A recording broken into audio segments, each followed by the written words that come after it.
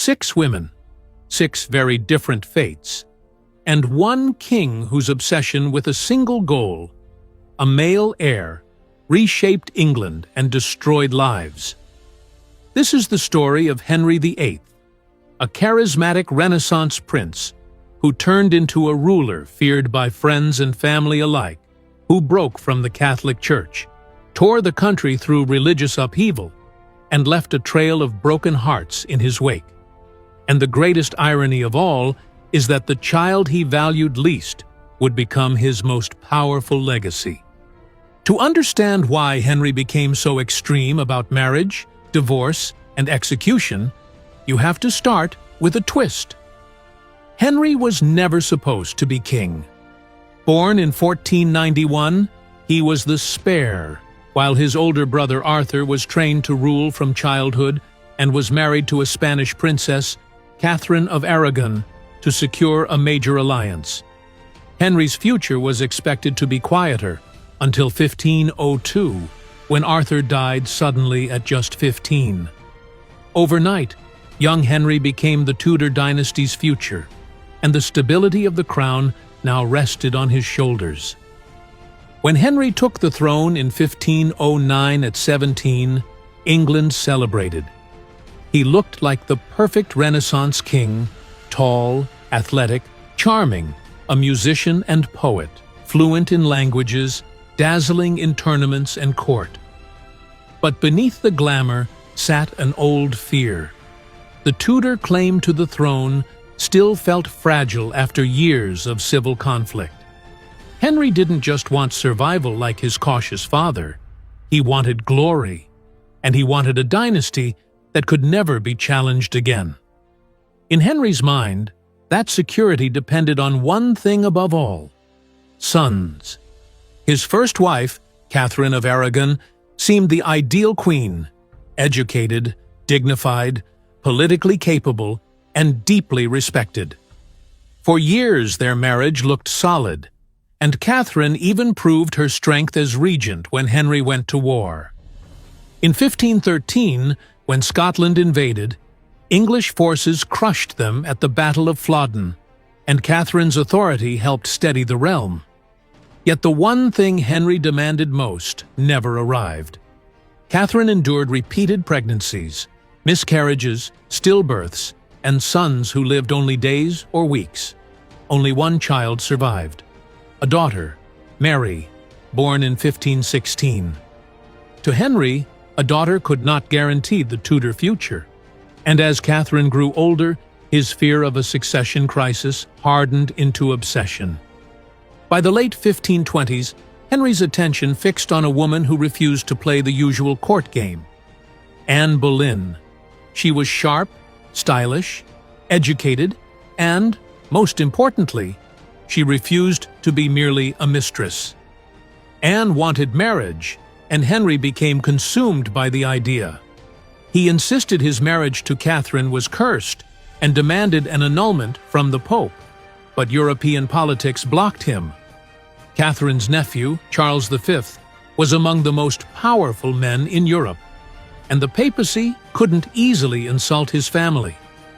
Catherine fought back with dignity, refusing to step aside. So Henry escalated. If Rome wouldn't grant him permission, he would stop asking, and England would change forever. In 1533, Henry married Anne in secret, while still legally married to Catherine, then used a new Archbishop of Canterbury to declare his first marriage invalid. England broke from Catholic authority, and Henry declared himself supreme head of the Church of England. Catherine was stripped of her title, separated from her daughter Mary, and pushed into isolation. She died in 1536, still calling herself Queen. Now Anne had to deliver the one outcome that justified everything Henry had shattered: a son. Instead, in September 1533, she gave birth to a daughter, Elizabeth. Miscarriages followed, pressure intensified, and Henry's love turned into suspicion. In 1536, Anne was accused of adultery and treason, in charges most historians consider politically manufactured. She was condemned and executed at the Tower of London. Her daughter Elizabeth was declared illegitimate, just as Mary had been. Henry had broken a church to marry Anne, and then destroyed her when she failed him. Henry's third wife, Jane Seymour, was chosen as Anne's opposite, calm, modest, obedient, and safe.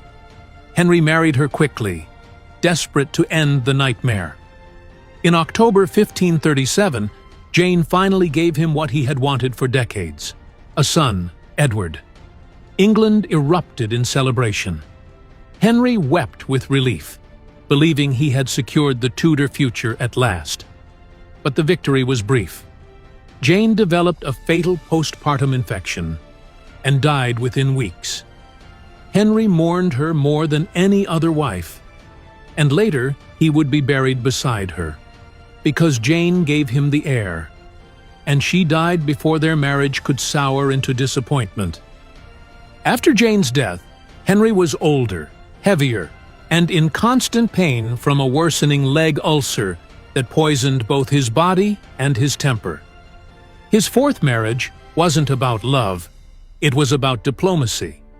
His minister Thomas Cromwell arranged a match with Anne of Cleves to strengthen Protestant alliances abroad. Henry approved her portrait, but when Anne arrived in England, he felt humiliated and repulsed. The marriage in 1540 was awkward and brief, and Henry claimed it was never consummated. Anne made the smartest move anyone could make in Henry's world. She cooperated. The annulment went through, and in exchange, she received wealth, property, and status as Henry's beloved sister. Anne lived comfortably in England for the rest of her life, alive, secure, and independent. Cromwell, however, was blamed for the disaster and executed. Then came Henry's fifth wife, Catherine Howard, young, lively, and beautiful.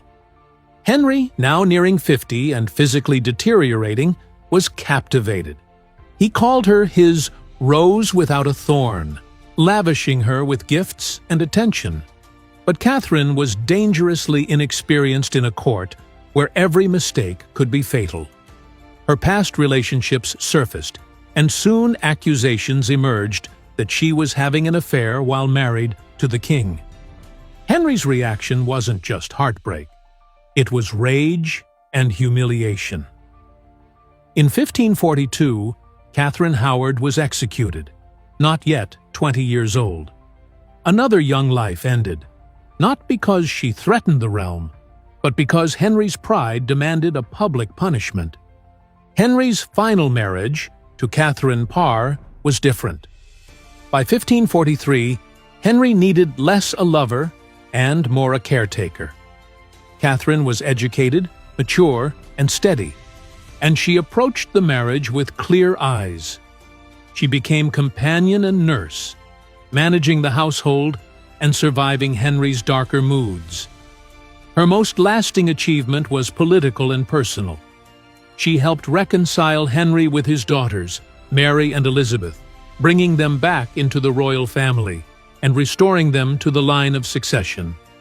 Her Protestant sympathies nearly destroyed her when rivals tried to accuse her of heresy, but Catherine saved herself with careful diplomacy and timing. When Henry died in 1547, she was the only wife to outlive him. Henry died believing his legacy was secure: a male heir, a national church, and a monarchy that answered to no one. But history refused to follow his plan. Edward VI, the precious son Henry sacrificed everything to produce, died young and childless.